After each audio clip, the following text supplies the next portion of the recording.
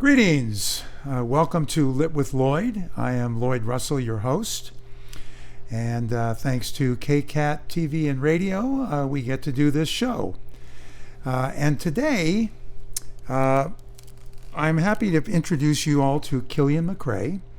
I have known Killian since shortly after we started our book club at Recycle Bookstore back in 2014. Mm-hmm. And Killian was one of our very first interviews for the book club. And now, 8 years later, we're going to get caught up and find out what she's been doing all this time. So welcome, Killian, and it's really great to see you. It's wonderful to see you as well, yes. You are one of my favorite book people. Oh, good. Well, thank you. All right.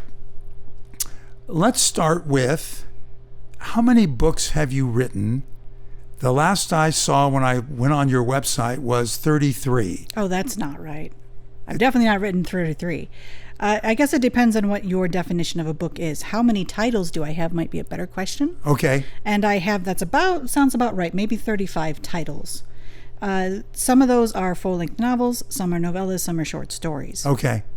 All right, but 35 published things. 35-ish, yeah. 35. Close enough. Okay. What genres do you write in? Well, I started out as a romance writer when I first started publishing, and I now call myself a reformed romance writer. Lately, in the last 5 years or so, I've been specializing more in urban fantasy and science fiction, although I did do one romance title that's up actually here on the screen with some qualifications. And I did do a 3-part novella series that was a historical fantasy, but it was related to one of my urban fantasies. Okay. And are you satisfied staying in those genres? No, God, no. Why? There's so many others I could do. Do you want to think about it first before you answer? Or I guess you kind of know that you're going to do other stuff. I want to do. What can I do is a better question. But I want to do many things. I am happy, however, where I am right now. Okay, good. All right. So the cover on this book shows 2 names. So did you co-write this with someone? Yes, I co-wrote it with me. Me and me had some creative differences, but we worked it out in the end. God, she just was such a pain to work with. Killian is the pen name under which I originally wrote romance novels. And I stopped writing romance novels in 2015. When I switched over to urban fantasy, I took up that name that there's on top, and that's Kendre Meeks. Kendre, yes, a lot of people ask me how do you say that. And I say, it's not real. You can say it however you want. I say it Kendre. And Kendre Meeks specializes in urban fantasy and science fiction. And then I have 2 other pen names too, because why not? Why not, right? I did take a brief detour into new adult romance, which is romance, but it's a very specific kind of romance. So I had a pen name for that, and that was Mary Kay Cicero. She still has one title out there somewhere. And then occasionally, I don't know if you've picked up on this, Lloyd, I'm a bit of a smartass. So sometimes I like to write stuff that's just for fun and tends to be satirical. And Sarah Chasm writes my satirical stuff. So she has a few books out as well. It is not a shock to me that you write some things that are just a little bit satirical. Yeah. Oh, but your question was, how did this end up like this? So this came out in 2018, if I'm remembering right.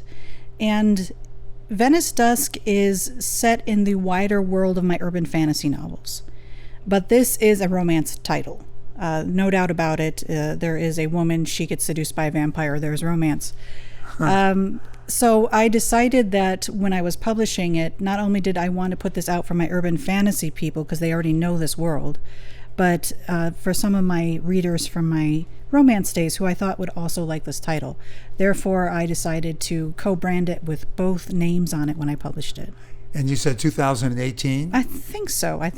And was it well received by all those different groups? It seemed to be better received by the romance readers. Urban fantasy people sometimes will also read romance, but not specifically. It's like a 50-50 crossover, right? There were definitely some who really loved it. There was my editor in particular actually wanted me to just start writing this series exclusively. And still every so often sends me a message about, hey, you got another one of those Vampire Sovereign books coming out? Because I might like that one. Yeah, but a pen name is a brand. Like a Coca-Cola, but Coca-Cola also makes Nestea. At least I think it's Coca-Cola. I'm hoping I'm right. And, you would never buy a Nestea expecting a fizzly, bubbly, carbon-only drink, right? That's a Coca-Cola, but it's the same company. So same thing with books. If you develop a pen name, you have a certain expectation of what goes with that. And so Kendra's pen name is urban fantasy and science fiction. And Killian is romance. So it made sense for these two to cross at this point. Do you copyright a pen name? Copyright a pen? Or do you just pick something? You can't. You can't, no. I suppose you could argue that you might be able to trademark a pen name. But the only circumstance I could think of, and of course I'm no lawyer, so, I'm not talking about legal things, but the only case I can think of where that might make sense is if you have multiple authors who are all writing in the avatar of that particular author, then that might be a trademark. Yeah. But generally authors don't do that sort of thing. How do you come up with the names of your books? How did you come up with the names of your pen names? I mean, there's, when you're talking about roughly 35 titles, that's a lot of names. I've just wondered about this with all of you authors. How do you do that? And how do you come up with the names inside the book? Because if you're talking about urban fantasy, you're probably not going to have a lot of Johns and Marys. I don't know about that necessarily. In fact, John and Mary are two characters in one of my favorite urban fantasy / paranormal romance books in the Black Dagger Brotherhood. But it's, I was actually just reading another author today who was talking about this topic. It's again going back to that brand, right? You have certain expectations. If I'm going to pour you a beer, you're not going to expect me to give it to you in a Dixie cup. You're going to want it in a glass stout, right? That's how a beer is supposed to be served. At least I hope so. I don't drink. Is that right? Does that sound right? I don't drink beer either, so I can't. Wine comes in a wine glass, right? You wouldn't put it in a teacup. These sort of things. So when you're delivering a genre book to a genre audience, there are certain things they expect. Now, as far as pen names goes, I can't even remember where I got Killian McRae from. I don't know. My very first title that I was writing, it wasn't the first one I released, but the first one I was writing was an Irish romance. And I think that had something to do with the selection. Now, Killian is a name that I go by. It's not my legal name, but it's a name that I have used ever since 7th grade for various things. I was part of a generation where there was a plethora of Kellys. So in my little, country school, there in our class of about 125 people, there were like 8 Kellys. So we all had to distinguish ourselves in some ways, right? So that was the direction I went. I went with making myself a Killian. It has nothing to do with the beer. I get that sometimes. I've never drank a Killian's Red. I don't know what it tastes like.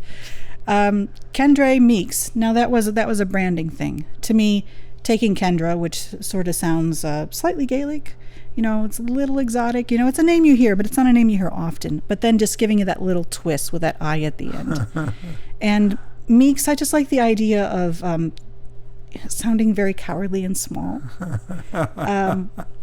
I like things that allude to being small and overlooked and, just tiny and small.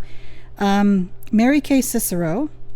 I actually chose Cicero as a homage to Cicero. Big history fan. And Sarah Chasm, if you look at her name as it's written, you sort of understand where that comes from, right? Can you hear it when I say it? Sarah Chasm. She writes satire. Her name is Sarah Chasm. Okay. Oh, I got it. Okay. Yeah. So it's just another little tongue in cheek thing. And then the same thing with the characters. So, I don't have many Johns and Marys, but I have some people with pretty average names. I have a Tobias in one of my series. It's not a very common name, but it's not an out there name, and a Cody. But my heroine's name is Gerwalta, which is not a common name, right?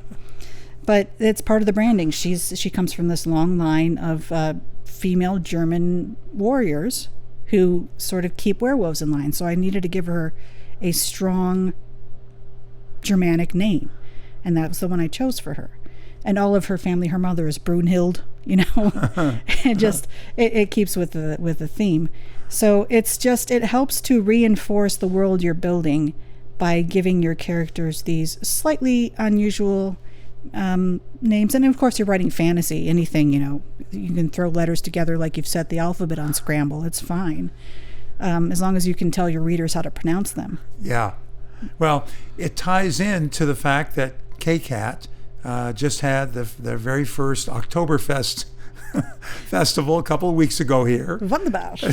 Yeah. So, you know, speaking of German names, and we had a German band and the whole thing. So, yeah, I get the connection. Was there Lederhosen? Oh, yeah, all that stuff. Okay. Yeah. Okay, so how many different series do you have? Oh, God. Not all my books are in series. Some of them are standalones. Got it. Under romance, I wrote one series. That was the Pure Soul series. That was a 4-book series with a very risque novella that went with it as well. And then when I switched over to when I switched over to urban fantasy, I started out with a Red Riding Hood based urban fantasy series called The Red Chronicles. And I got about halfway through that, and I realized to have the total backstory of my character's legacy, it would help me if I just wrote the story of her ancestor. So I went ahead and did that, and that's the historical fantasy. So that's a different series. Enter the Kingdom is my twist on Cinderella. It's a cyberpunk science fiction book where instead of dirty houses and dirty fireplaces, my Cindera, her name is Cindera, has to clean up dirty computer code in a virtual reality world for her father and her stepmother. And those are my 4 series that I've done. And are you done with any of those permanently, or might you write a book for each one? I don't think I could go back to Pure Souls at this point. Not only because I don't generally feel I could write romance right now, but just because I feel it wrapped up pretty well. Yeah. I did contemplate and even spoke publicly about maybe doing a what's it called when you spin-off series on it, but I think I've had enough distance from that voice of that iteration of myself 10-12 years ago that I don't think I could get back to it at this point. The Red Riding Hood series, the 2 series, are part of this bigger world that I'm building, and that this book is actually also a part of. So yes, that will go on. I'm actually starting to write and develop the next series that's in that world, and I also have 3 other series planned in that same world. So those will go on. The Enter the Kingdom is, it currently has 1 book and a short story and a novella out. The second book in that series is currently with the editor, and I should be getting it back any day now. And that will wrap up that series. So it's just going to be a duology with 2 other little shorter works that go along with it. Well, I'm anxious to hear about the whole publishing process for you. So we'll get to that. But right now, we have to take a quick break, and then we'll be back with Killian McRae, who I just found out that's not her real name.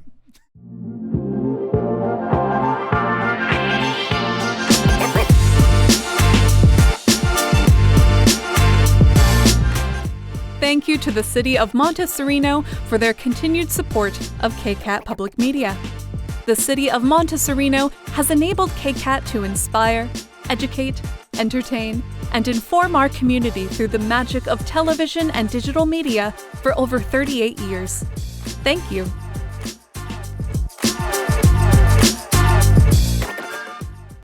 And we are back with Killian McRae, and whatever her born name is, we don't need to know that because I know her as Killian McRae. It's irrelevant. It is. But anyway, so let's get into the whole publishing process. Tell us about how you got published. Did you get a publisher? Have you had multiple publishers? Have you self-published?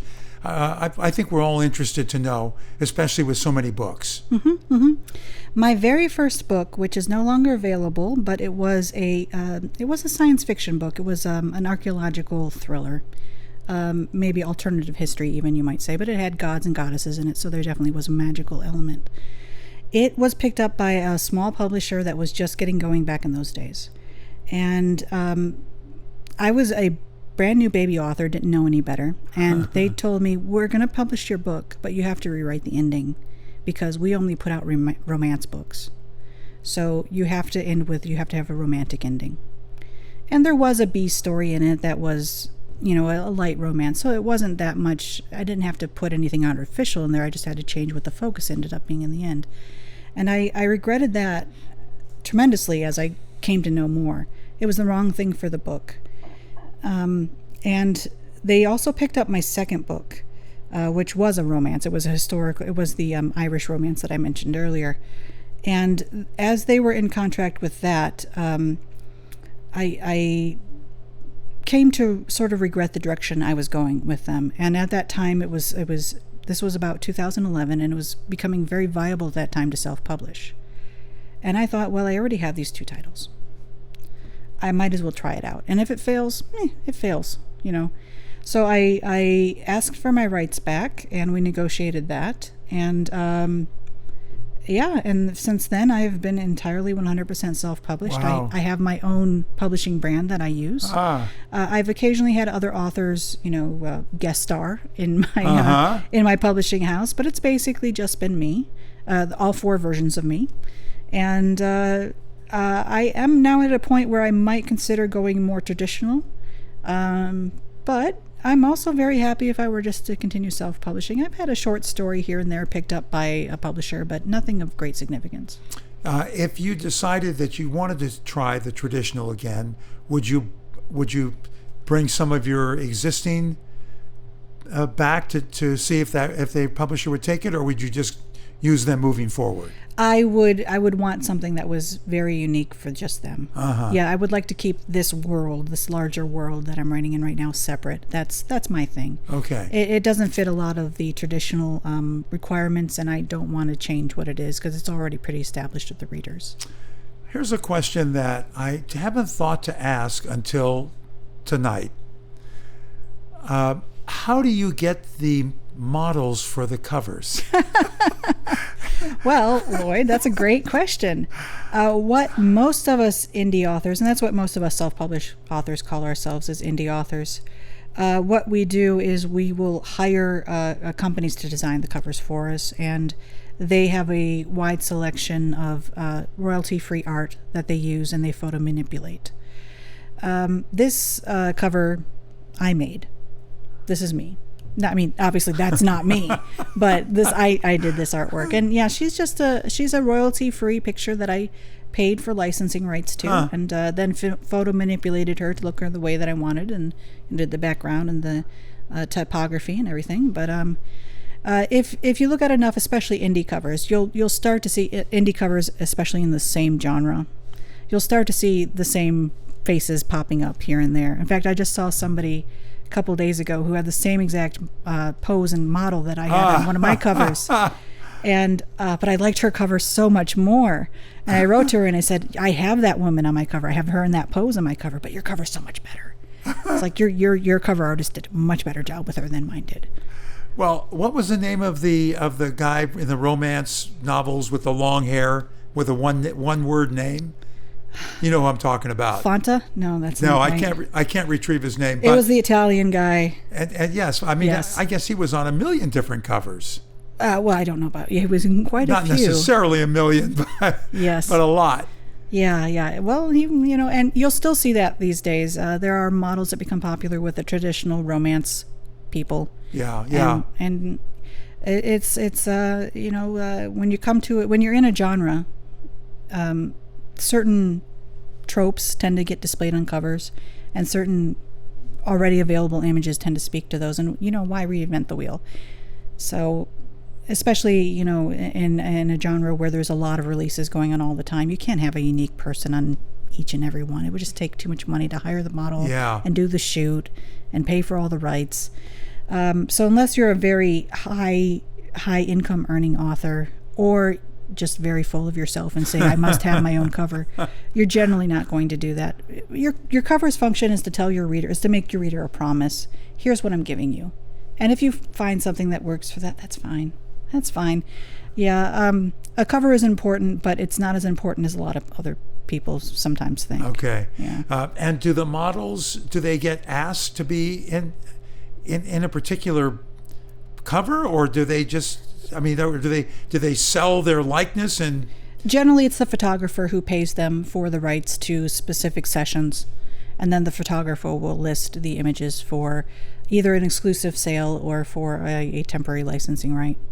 So we wouldn't have to get too far down in the weeds, but there are websites that many of us in the industry know, who will go to these sites and choose somebody that we think would work for our cover.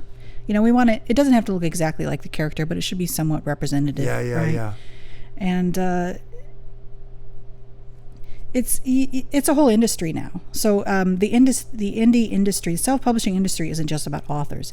It's given rise to this whole industry of people who support all the authors that need all these things: editors, proofreaders, copy artists, cover artists, PR people, advertising specialists, brand builders. I mean, wow. There is a whole industry of people who live in this world and make a living off this world now. Well, a good friend of our son's, he has his own narrating company. Mm-hmm. And are you picking the narrator? Yes, I am. Do you have a small crop of narrators you use, or do you use a lot of different narrators? I have used maybe 6 different narrators to this point. Okay. And I had a narrator who did my entire Red Chronicle series. Except for the very first book. That has a different narrator, but I have a narrator who did the other 5 books, and I love her. She was great. Erin Parker, love her. And moving into my next series, it's sort of a slightly different tone. So I'd probably choose somebody else. But I know several authors who find somebody who thinks speaks their voice well and will stay with them. Leigh Bardugo is a great one, for example. She has 2 narrators that she works with, one man and one woman, and they do everything, no matter what she's writing. They do everything. And it's great. Wow. It's great. I'm a huge audiobook fan, so I'm sorry. This is my geek spot. Yeah. Yeah. Well, there are a couple of authors that we've interviewed that actually do their own narration. I will never do that. Yeah. At least nothing novel length. I actually did record my very first book that came out and released it as a podcast like 10 years ago. Oh, wow. Back when podcasts were just becoming very popular. And the amount of time it took to produce that audio was just immense. It's a very labor intensive. Yeah, it's one of the reasons that it costs so much money to produce an audiobook is it just takes so much time for them to do what they do, and they do a great job, and they get paid what they're worth. But yeah, I at this point in my life, maybe a short story here and there. I did do an author's note on a recent release, but yeah, nothing of any significant length. Yeah.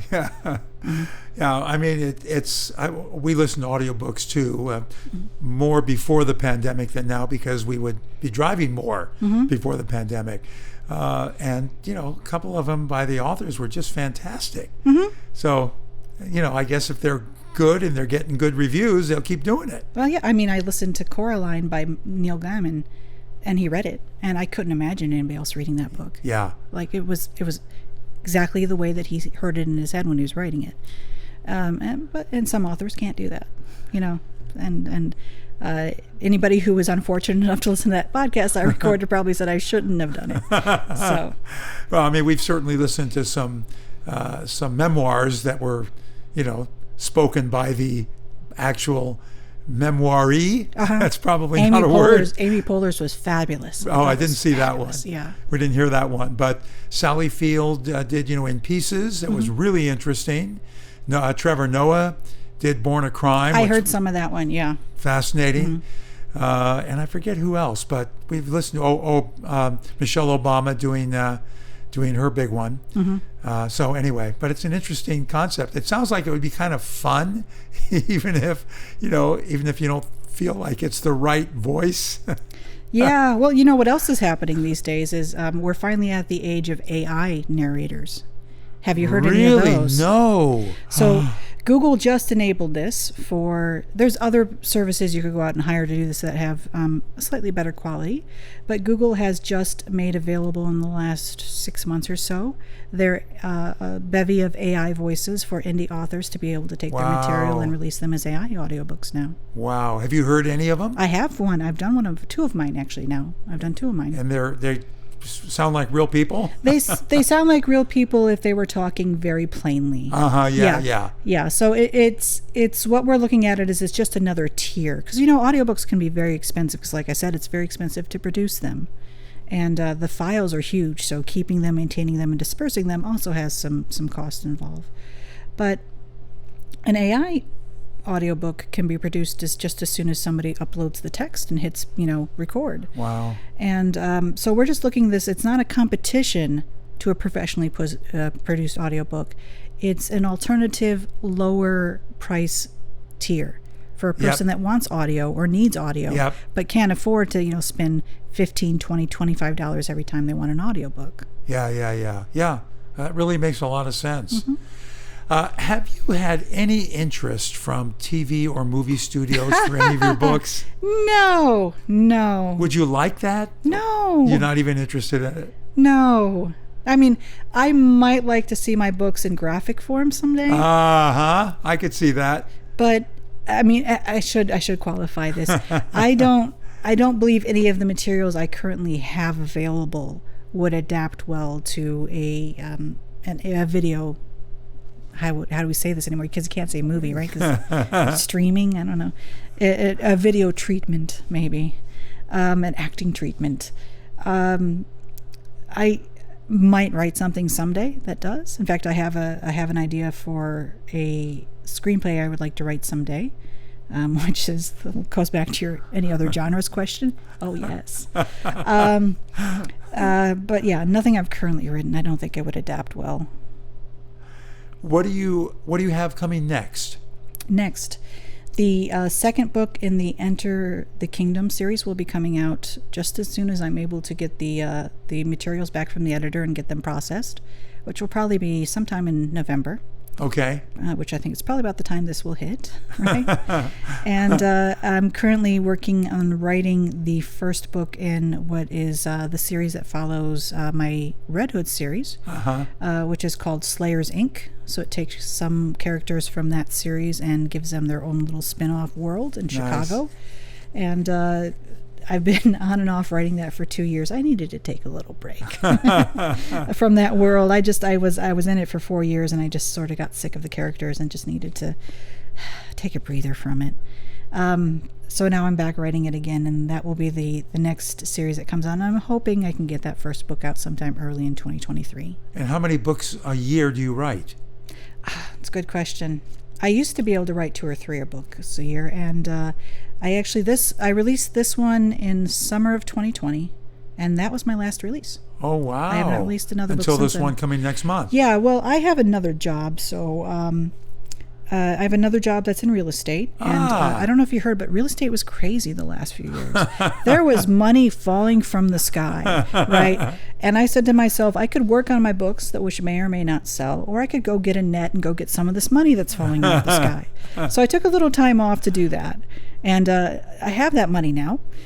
And the real estate industry has tanked, so now I'm back to writing. It works. I'm sure my readers aren't very happy. It's like, oh, good for you. You got money. But yes, I'm back to writing now. Okay. Well, I think on catching money in a net is a good place to stop. Oh, that's just where we start. Yes. Not surprisingly, this was so enjoyable, and it's great to catch up with you. Oh, it's so good to see you too. Thank you. Mm-hmm. All right. So that closes the book on this podcast. I want to thank KCAT, as always, for sponsoring this and taking care of all the behind-the-scenes stuff so that you guys can listen or see our podcast. I want to thank Killian again for coming onto the show, and we will see you next time.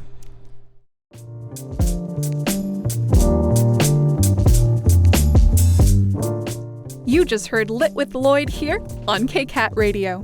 Explore all our KCAT original programming at kcat.org/radio.